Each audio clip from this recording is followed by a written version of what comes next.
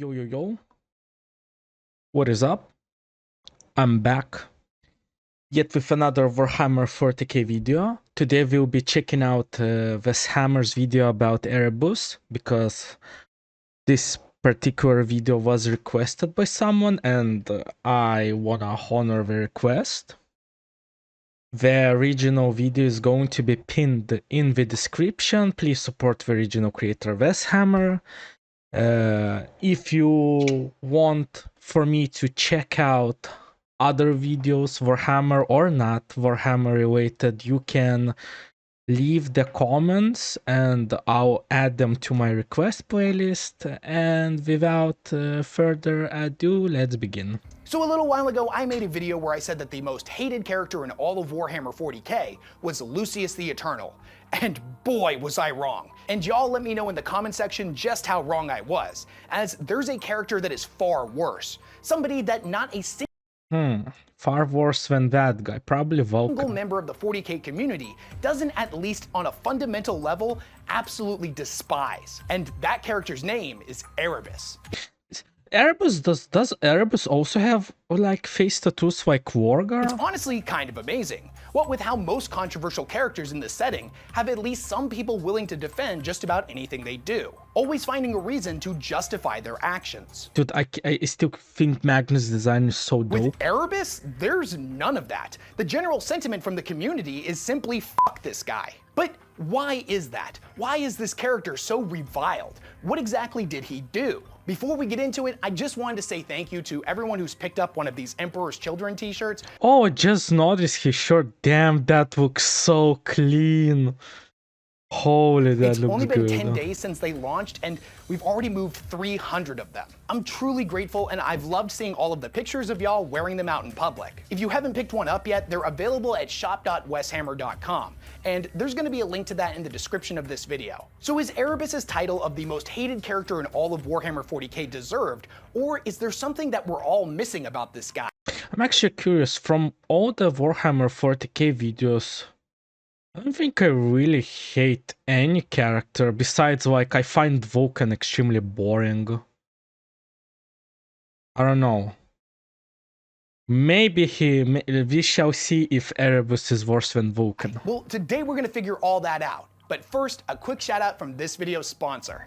Call of Dragons is a brand new fantasy MMO strategy game on PC set in the realm of Temeris, a land of elves, orcs, trents, giants, and I of played course this dragons, game. all of which you can recruit into your forces to build a vast and powerful army and construct the fantasy city of your dreams. I know I'm personally getting tired of games where the only part of the strategy that matters is which number is the biggest, and that's why I super appreciate Call of Dragons' tactical terrain system that encourages you to take advantage of all of the terrain at your disposal. Call of Dragons allows for fine-grained real-time tactical decisions on the battlefield, giving you freedom to come up with the best strategies. Now I'm kind of forget, why did I stop to play this game? I really liked it. Maybe I should download it again. Possible. Place your units where you see fit in order to set up some devastating ambushes, take out critical supply lines, or cut off your opponent's only means of escape.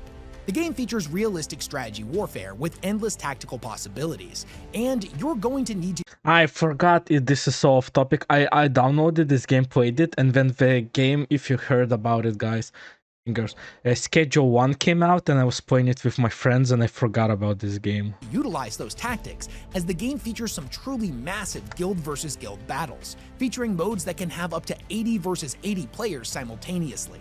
The game features a whole world to explore, including dangerous realms like the Dragon's Maw, Mount Dreadfang, or the Winter Heath. And if you think you got what it takes, then you can take on the most powerful creatures in all of Temeris, the dragons. Individuals that are powerful enough to tame these things could conquer the realm as easily as swatting a fly. But they're not to be trifled with and are incredibly powerful, so you better go into those fights well prepared. Download and play Call of Dragons for free today by clicking on the link in the description of this video. Big thanks to Call of Dragons for sponsoring this video. In order to get a better understanding of who Erebus is as a character, Okay, it begins. and why the community absolutely despises him, we need to take a look back at his early life How can you hate this guy? Look at his genuine smile. to see where his story began. And the best account of this that we have comes from the short story Child of Chaos. Erebus is actually the narrator of this story, and it begins by telling us all about his early beginnings on Colchis, an arid desert planet that would eventually be known as the homeworld of the Wordbearers. If I'm being honest with you, Erebus was kind of a fucked up kid right from the beginning, and demonstrated some pretty dark tendencies. He would routinely capture and torture scorpions for fun, seeing how many of their legs he could pluck off. Okay, I watched a lot of documentaries about killers, and basically all of them were torturing animals when they were kids, so not a good start for Erebus. I don't think Vulcan was torturing salamanders. While trying to avoid being stunned. So right off the bat, we have serial killer behavior and a small child. A good start for making a horrible villain that everyone is going to hate. It's important to know that Erebus's name isn't actually Erebus at this point in his life. What a twist. He tells us that what his original name was is unimportant, that there are some things that he keeps for himself, secrets even the gods don't know. This is going to be important pretty soon. When he talks about his ambitions, he says that even as a young boy, all he wanted was power, but very specifically, he didn't want to do anything to earn that power. I like this guy. Parents were exasperated with me. They wanted me to learn a trade, get ahead, find something useful to do. I didn't want any of it. That's me. That's what I want. I wanted to be rich without trying. He speaks to me. I wanted to have slaves and concubines. Whoa, whoa, whoa. Nah. I wanted to play my scorpion game with people. You're losing me. At one point, he considers becoming a man of the cloth. Not like the priests that you would think of in the more established cities, however. Oh no, he wants to be like the priests out in the provinces. They had kind of a devious reputation for being kind of the worst. They drank, gambled, and were incredibly violent, and they used that violence to gather up even more riches for themselves. They wielded power with an iron fist, and even if their sins were known by the general public, nobody would speak against them out of fear of what those powerful priests would do to them. You can understand the attraction. I could see myself in those robes, with a palace of my own, where a fountain would tinkle in the courtyard, and a chamber full of young things would lounge around in silks and count my coins. So this is what he wanted, to be one of those greedy, thuggish priests, simply because they had power that they didn't earn, and that appealed to him. The only problem was that they only really hired from within. Breaking into that organization was going to be incredibly difficult, so he started. This is gonna be soft topic, guys. I like 7 years ago, I worked at a funeral home, and imagine, guys, there was a possibility for me to also become a priest, but I declined. Hanging outside of their temples, Crazy. listening through the window to them giving their sermons and reciting scripture. The religion that the priests of Colchis practiced, routinely referred to as the Old Faith, was one that actually was centered around the worship of the Chaos Pantheon, Nurgle, Slanesh, Tzeentch, and Khorne. Although the deities depicted in this religion used different names, and the people of the planet had no concept of the warp or chaos or anything like that, so they didn't really. Wait, they already worshipped Slanesh, but Slanesh was the last god to appear. I'm now confusing the timelines a bit. Is this like 30k? Preach any of the more horrific aspects of the Pantheon that we as the audience have come to associate with in 40k. The narrator of this story, adult Erebus, admits to us as the reader that at the time he didn't really believe any of the scripture. He was just memorizing it in order to better his chances at gaining power. But that would change in the future. He did this for quite some time, until he noticed a young member of the clergy that was around his age, a boy with a shaved head who had tattooed his face with scripture. This kid had gained something of a reputation within the town and surrounding area for actually being incredibly devout and inspiring, an example of what a follower of the Old Faith should aspire to be. Even Erebus's mother, who Erebus referred to as, quote, a fat, lazy slattern, asked him why he couldn't be more like that young man. And he thought about it, and he realized that she may have had a point. He really should be more like him. So what did he do? He waited till dark and then snuck up on the young boy when he was alone and strangled him to death. In his account, of the events, he said that he screamed his mother's words over and over while he watched the boy's eyes bulge and pop. He assumed his identity, shaving his head and tattooing his face in the exact same manner, even stealing the young boy's name, Erebus. That was the first time he had ever killed a human being, and he claims that he... Okay.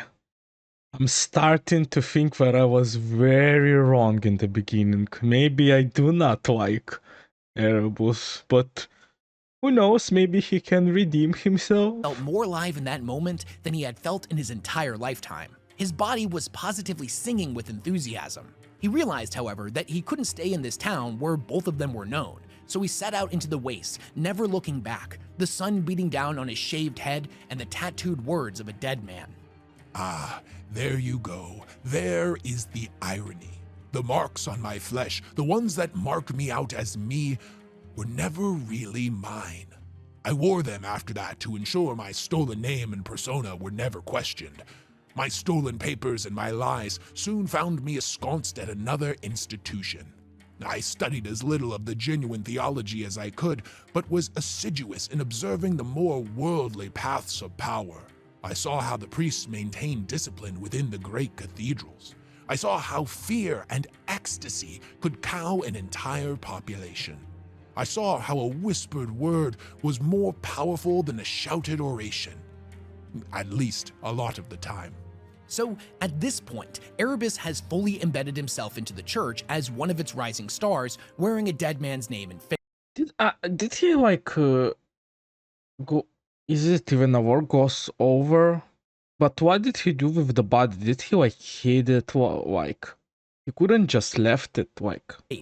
One that was far away from his hometown, the greedy priest he had hoped to emulate, and other people that would recognize him. At first, this was all just lies and secrecy. He didn't actually believe any of the stuff that he was studying in their old holy books. His fundamental purpose was just to enrich himself by doing as little as possible. But then... This is this like something strange started to happen. He found himself actually studying the scripture out of morbid curiosity, rather than just to escape the scorn of the more esteemed members of the church. And the more he read, he started to actually believe a lot of it. More so, he found meaning in the space between words, in the unspoken hidden truth beneath the text. This is when chaos began to worm its way inside of his soul, and the more he studied, the more he learned about his faith, the more he quickly began to realize that being a devout holy man, a spreader of the word, may actually be his calling. He might actually be someone that was quite good at this. He says at one point that whenever he looked at his own reflection, it always seemed distorted, like it was fractured into 4 separate parts. He realized that there was something out there, some kind of force or entity that used the church on Colchis as its plaything, some primordial force of immense power. Erebus realized that he could do a lot of great work for them, whoever they were, and potentially gain some of that power for himself. One day, rumors began to spread that a prophet had emerged from out of nowhere and was leading an army across the deserts of this world, hoping to dismantle all of its religious institutions. I wonder, is he talking about Emperor? And rebuild them in a new image. This was Lorgar Aurelius. I'm sorry, I meant to say Lorgar, not Emperor. One of the Emperor's 20 sons, and the man who would become the Primarch of the Word Bearers. Now, although all of the other priests were completely freaked out by this invader, Erebus states that he wasn't worried. In fact, the way he saw it, this holy man, this prophet, was somebody of immense stature and power, a man blessed with the very thing he wanted since his early childhood. So Erebus was very jealous of Lorgar? Primarch was simply a much larger scorpion in which to torture. He knew he would have to do everything he could to get as close to this prophet as possible. Eventually, Lorgar would come to his town, and with it came the destruction of the old faith. Well, at least on the surface, and many of the existing priests that still clung to their old beliefs, Erebus included, would just end up going underground, continuing to worship the old ways and making silent sacrifices in the shadows. What ended up replacing these churches was an early form of emperor worship, as Lorgar had had visions of the coming of the master of mankind and believed him to be the one true god. But was Lorgar wrong? No, he wasn't. Erebus was fascinated by this idea, as what bigger scorpion could there possibly be than a living god? We knew, of course, that he would come soon after that. The prophet kept telling us, and every augur and flesh sacrifice screamed it out. I wanted to see this master of mankind so very much, since I knew more than most what it would mean for the universe. I wanted to witness the creature I was destined to bring low. Damn. I wanted to see him dragged before me like a lowing ox before the sickle knife. I was never ever taken in by him, not like so many who afterwards claimed that they had somehow been wronged or misled. I knew right from the start. I knew before he even set a foot on my dry as bones homeworld. I knew all this because I've never aspired to be anything other than what I am. An eavesdropper, a sneak, a fertile soakaway for lies and poison. Judge me if you will, and plenty do, but we all have our places within this far from ideal creation. Eventually, the Emperor would come Okay. to Colchis, and with that, he would make Lorgar the Primarch of the Wordbearers Legion, as Lorgar had been raised in the church and brought up to be a priest by his adopted father figure Corferon, and faith was intrinsic to his identity. Lorgar would bolster the Legion's ranks by recruiting holy men from Colchis, Erebus being one such individual. These holy men would end up being turned into brand new Space Marines. He mentions in his account that after being transformed into a full-blown Astartes, again, more power that he didn't have to earn, he briefly considers the Emperor's vision, a human empire removed from spiritualism and superstition, one that placed its faith fully in the hands of science. He was appalled by this notion and took to his scripture of the old faith, or, we can honestly just call it what it was, chaos worship, far more seriously. Yep. And he wasn't alone, as many of the word-bearers that were taken from Colchis had something of an identity crisis with their faith, being split between the old ways and this new form of emperor worship that Lorgar had initiated. Those that clung tightly to the old ways had to move carefully in the shadows into positions of authority. Erebus was able to do this better than any other, as he ended up as one of Lorgar's two hands aside Corferon. Oh, So damn. here we are. Erebus has become a Space Marine, one that has worked his way all the way up through the ranks of the Wordbearers and gained an enormous amount of influence and power. What was he thinking at this point? What was going through his mind? Well, in examining what the Emperor was trying to do and what the Wordbearers were being tasked to do in the Great Crusade, bringing an enormous amount of violence to human worlds across the galaxy in order to bring them into compliance and thus unite all of mankind under the Emperor's secular vision, the Old Faith was in trouble. The Pantheon was at risk of being destroyed, something that Erebus could not allow. But simultaneously and conversely, all of the violence the Space Marines were inflicting, all of the misery, pain, and suffering that Still kind of fed them, the Pantheon? humanity was inflicting upon itself, was making the gods stronger, their influence more palpable. The great irony is the further along the Emperor's plans went, the more influence the Chaos Gods in turn had, and Erebus, as their ever-faithful servant, was ready to make his move. Eventually, the Word-Bearer's path of conquest would bring them to the planet of Davin, a barbaric kingdom that was plagued with constant fighting, and the human population had grown larger and more unhinged than human worlds they had encountered in the past. Many of the Word-Bearers believed, however, that with the right conditioning, they would become perfect disciples of the God Emperor. But Erebus didn't agree. He could sense that there was something else going on here, as if the population of this world had been subjected to the will of something dark and ancient, something that had been slowly breaking them down for a long time. Oh, so those people probably were worshipping Chaos God. And additionally, aside from the obvious similarities between the deserts of Davin and Colchis, there was something else here, as if the veil between universes was thin, and the constant harmonic thrum of the energies upon this world were all too familiar to him. He would use the fighting as a distraction to journey out into the desert, guided by premonitions and visions. It was here he would find an ancient and dilapidated temple, one that was covered in mosaics of creatures and deities that bared remarkable similarities to the ones depicted in the old faith of Colchis. It was also here that he would meet an old man and a young girl named Akshub. The man told him that he was prophesied to meet him here and shows him around the temple. In one of the fresco depictions, Erebus sees a blade as long as a human spine that clearly was not made by human hands. Oh. Erebus asks the old man what it is, and the old man simply tells him that it's something that he's destined to find. He asks how he's supposed to go about doing that, and the man tells him that that's something that he has to figure out for himself. We as the audience, however, are well aware that this thing is the Anatheme, a corrupted demonic weapon that had the ability to kill the unkillable. And that's going to become very important very Who's unkillable? But who's unkillable, though? soon. Although Erebus isn't super specific in the details when You know, the crazy thing about Warhammer 40k, the more you know, and you think well, damn, the more you know, the better, everything is, but the more you know, the less you know, actually. It becomes more like confusing, for me at least. he's recounting these events, this is where his plan would start to come together.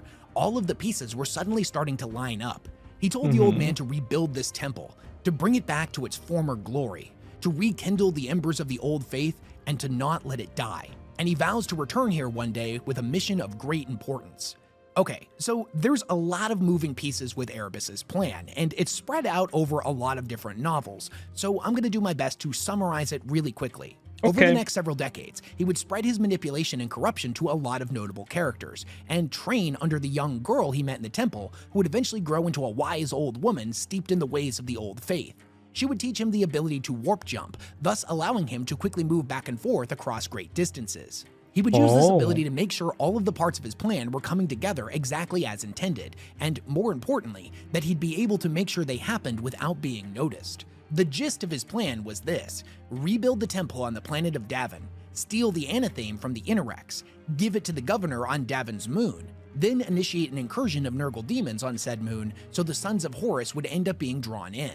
There, the governor could mortally wound the War Master, and Erebus could convince his worried sons, in their desperation, to turn to ancient sorcery in order to save him, by bringing him to the rebuilt temple, which at this point had become known as the Lodge of the Serpent. But isn't that, like, five-head move by Erebus, like, hate the guy? Yeah, I see why people hate him, but the fact that he made it work is insane. This is where he would infiltrate Horus's mind in his weakened state in order to corrupt him.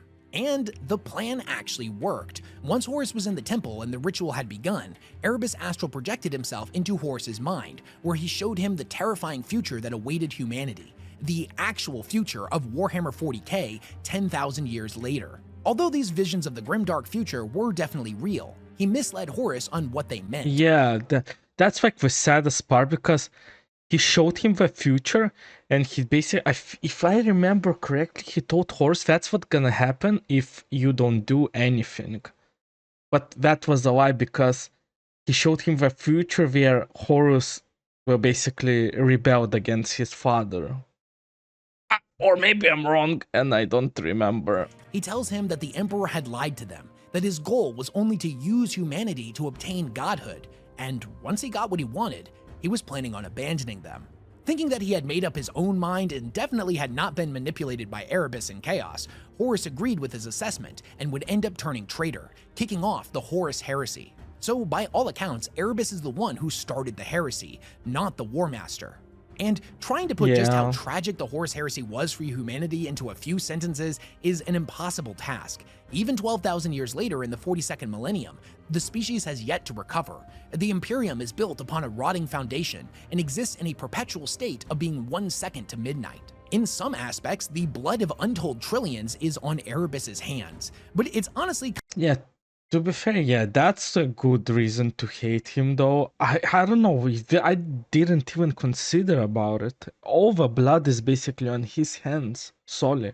kind of hard to quantify just how many horrible things can be linked back to Erebus, so here's a short list of all the other atrocious, unforgivable deeds that he directly committed during the 9 years of bloody civil war that was the heresy. He manipulated his Primarch Lorgar into rejecting the Emperor and the Imperium, pushing him to be the first traitor Primarch, manipulated the War Master into turning against the Emperor, who in turn kicked off the heresy, orchestrated and played a major role in the Drop Site Massacre and the purging— I need to learn about this thing. Enough. I need to learn about this Drop Site Massacre.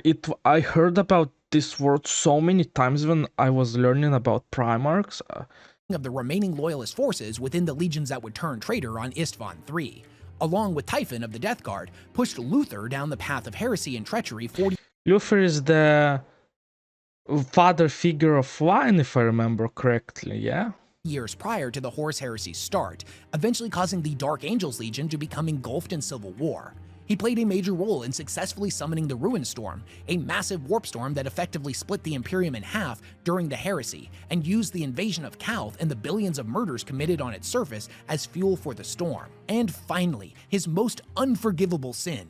he deceived and manipulated everyone's favorite possessed word-bearer, Argel Tal, eventually killing him by plunging an anathame blade in his back. And these are just the major highlights. This man did a ton of horrendously awful things throughout the Horus Heresy books on pretty much every page that he's included on, fairly cementing him as Warhammer's most hated character. And for all of this, I am hated. For being there at the outset, for laying the foundations that others would willingly build on. I think they wish to find something in this story that explains things, some moment of decision, some choice that could later be regretted or accounted for. But it's just as I said, none exists. I have always been on this road, never turning, never deviating. For now, though, I am content. I am loathed by those I betrayed and loathed by those I guided into betrayal. I have brought a war master to the truth and cracked the galaxy's vaults to speed his armies. I have burned worlds and been burned by them, and who thanks me for this?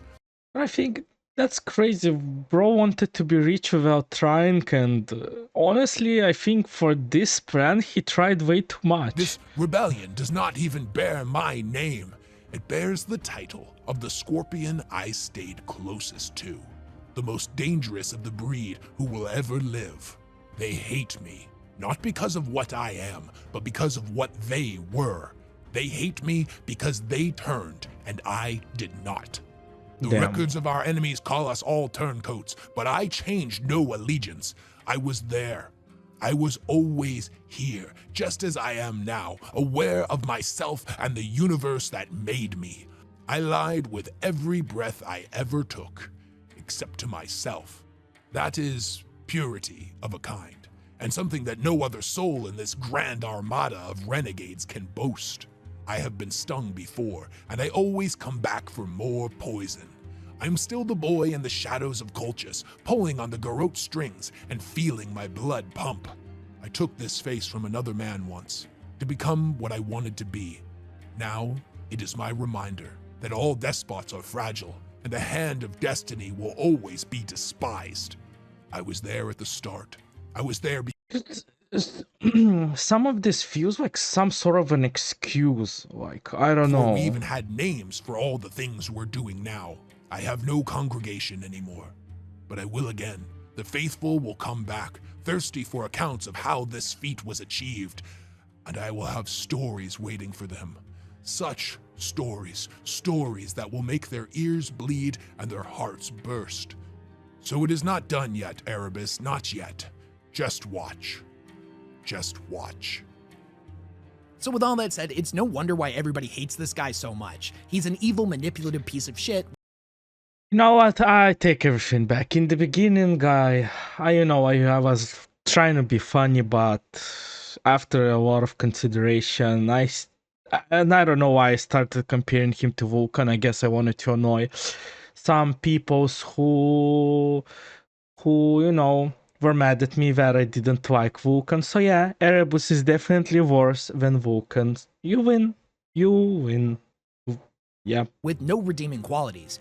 But, and this is probably the most important question that I hope to address in this video, is he a bad character? Is he a bad... As a character, this guy single-handedly carries Warhammer 40k. Without him, nothing ever happens, and you cannot disagree. Without him, 40k isn't 40k. That's true fact. Villain? Well, let's examine that. In my personal opinion, out of all of the franchises that I tend to enjoy, Warhammer 40k has the best and most amazingly well-written villains. Every single one of them being written in such a way that no matter how evil they are, no matter how many horrendous and unforgivable acts they commit, you can always find something about them that you sympathize with. There's always something, even if it's just a tiny little piece of their character, that you can relate to, that you find charming, or in some instances, motivations that you actually agree with, even if the notion that you're agreeing with a monster leaves you feeling deeply unsettled. Angron is one such example. He's one of the most brutal and barbaric Primarchs, a man that before turning traitor would routinely butcher his own sons for their perceived failures. But he also had an incredibly tragic upbringing, being taken as a slave and forced to be a gladiator, having the butcher's nails shoved into his head, things that caused him to feel pain whenever he wasn't fighting. And when the Emperor finally found him, Angron wanted nothing to do with the Great Crusade. He simply wanted to die with his brothers and sisters fighting their former slave masters. This makes me just mad. Why Emperor did that? Why Emperor took him? Why couldn't Emperor save like at least whatever was left of his people? But the Emperor didn't care. I definitely think even if Emperor would have taken like at least like 50, Angron would still feel guilty, but maybe he would turn out differently. Maybe he would still, through the pain, would be able to, forgive and move forward. And abducted him in his final battle. Later, when he spoke to his brother Leman Russ about the Emperor, he said that he believed their father was no better than the slave masters of New Syria, that what the Space Marines were doing wasn't liberating humanity, but shackling them, enslaving the populations of sovereign kingdoms to the Emperor's will. Another great example is Conrad Kurz, one of 40k's most sadistic and vile villains, a Primarch that truly enjoyed torturing the weak. All of his brothers rightfully viewed him as a monster, but he would remind us as the audience that him and his legion could take entire worlds by only killing a few people, skinning and torturing them and then broadcasting the grisly acts to the entire planet, causing the world to come into compliance with relatively little bloodshed and only a handful of deaths.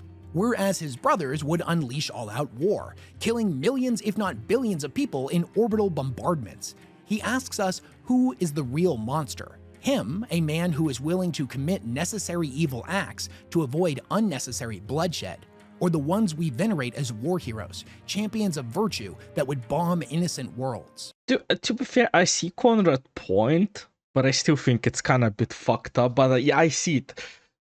It's better for 1,000 people to die horribly than couple like billions from war. Hanzo of the Iron Warriors is a psychopath, one that created the infamous Demon Kalaba. But when we read stories about his beginnings, we have Demon Kalaba? I never heard to of see it. him struggle and build his way from the ground up, overcoming the moniker of half-breed and the disgust of his brothers for having Iron Warrior and Imperial Fist gene seed inside of him.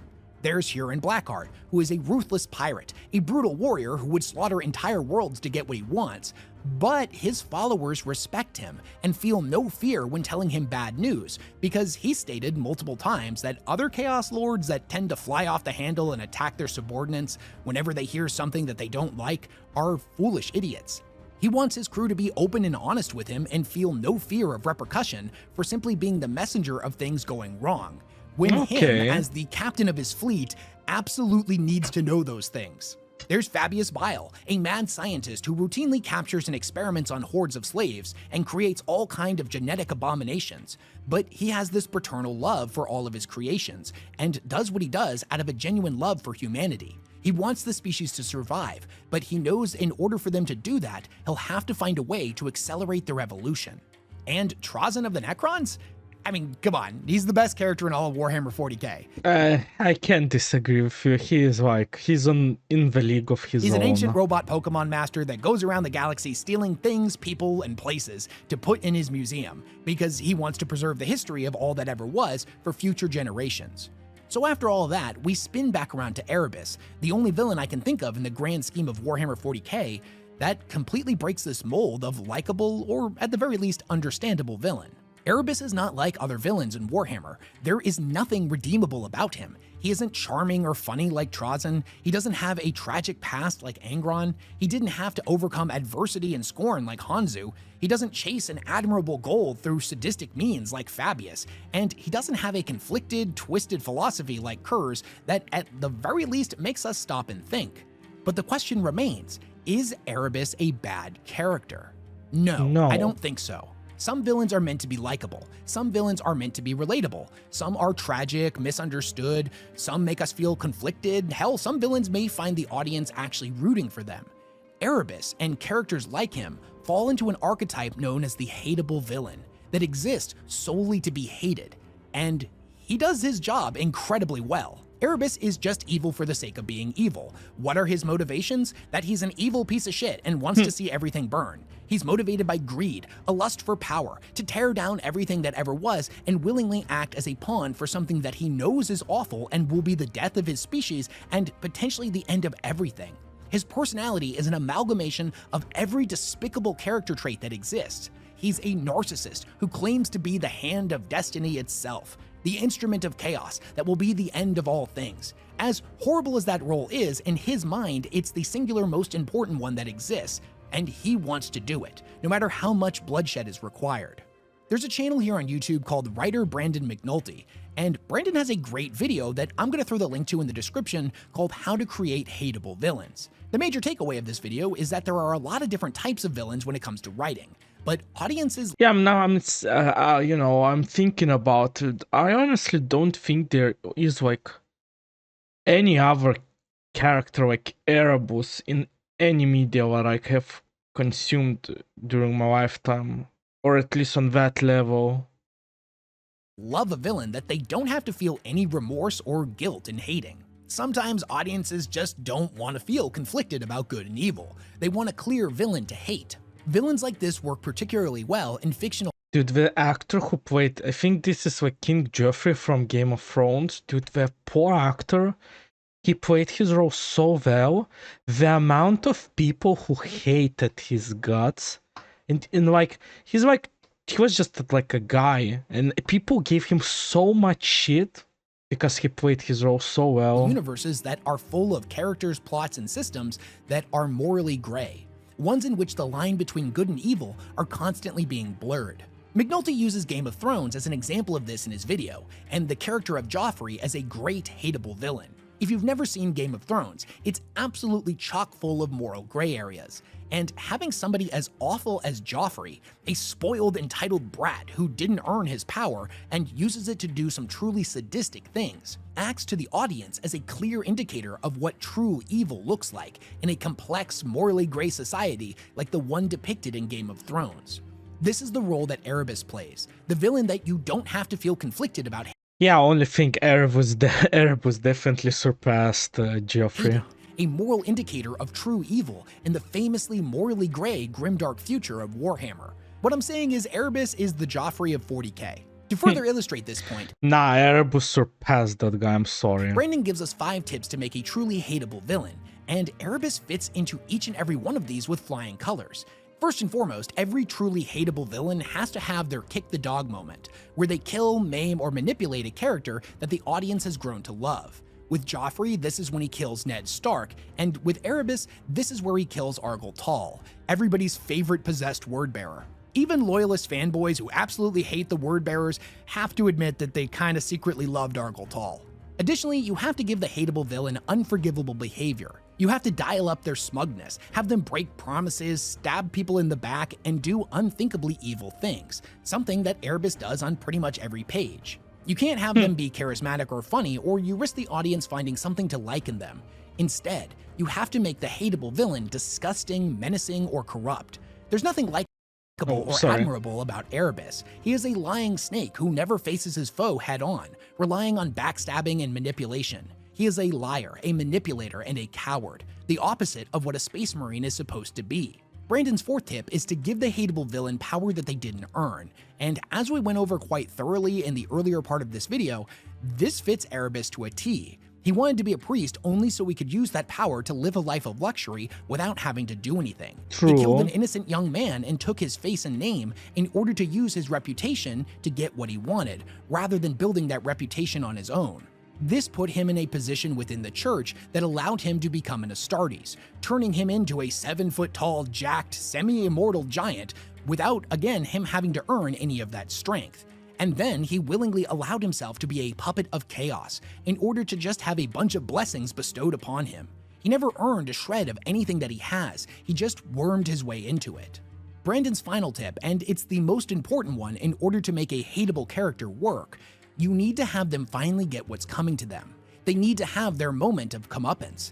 This is the moment where all of the hate that you've generated within your audience for this character finally pays off. You've done it. You've constructed the most hateable, narcissistic, monstrous, irredeemable POS.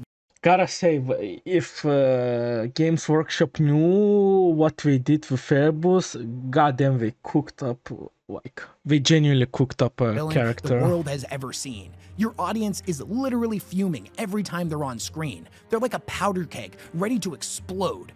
and you give them that satisfying payoff for sticking with it. You see the character get killed in the most horrific way possible, all of their plans backfire on them, and they see all of their horrible worldviews collapse in on themselves. They die knowing that they were wrong, that they weren't the living god they thought they were. They were weak and misguided, and now they will finally pay for their crimes. This never happens with Erebus, and it's a Yeah, I was like, why is he talking about them like dying if Erebus probably still glaring alive? flaw in my argument that he's actually a good character. Sure, we see Karn beat the ever-living shit out of him in Betrayer when he finds out that he killed Argel Tal, but right before he can finish the job, the coward teleports away. And sure, we see him fail to corrupt Sanguinius in Fear to Tread, blaming Horus for disrupting his plans, the War Master in turn mutilating his face as punishment for his insolence. But these couple of events are not nearly enough for the audience who has had to suffer this absolute monster over the course of some 80 novels in the Horus Heresy storyline. What makes this even more unsatisfying is even though we know that the Horus Heresy has a few more books left in it, at its core, it's a prequel, and Erebus isn't going to die. He's very much alive in the 42nd millennium. But maybe that was the point. Maybe in the grim darkness of the far future, sometimes the bad guy gets away. Maybe 40K is a miserable, uncaring, and unforgiving universe, and that anger we feel when we read about this character and know that he never gets punished for his actions, maybe that's the entire point. But I gotta admit, even sitting here in my studio and reading the script that I wrote for this video, trying to justify the author's decisions to let him live, I feel pretty fucking unsatisfied. But what do you guys think? Do you like Erebus as a character, or do you absolutely hate him? Do you love... I dislike him, but I think as a character, he is great. You know, he's there to be hated, but he's needed in Warhammer 40k to make it more grim dark. Hate him, or do you just hate him? Who's your favorite villain in Warhammer 40k and why? And who's a villain that you think is super overrated? Let me know all of your thoughts in the comment section down below. As you all know, I'm a huge fan of good villains, especially over-the-top cartoonish ones, so video topics like this are always fun to think about for me. Anyways, that's all I had to say on this particular topic. I think Erebus is a good character. I think the fact that everybody hates him as much as they do means that the authors were successful in creating a hateable villain archetype. You know, I'm gonna hit basically, now I understand why every time people see Erebus face with type fuck Erebus everywhere. Yeah, I'm gonna be also that guy now. So yep, that's all I have. Big thanks to everyone who supports the work that I do, and I will catch you all in the next one. Uh-oh. So a little while... What a great video. Sorry. I'll be first to tell I was wrong about Erebus. Again, yeah. He's a horrible, horrible, evil, bad guy. But as a villain, he's pretty insane.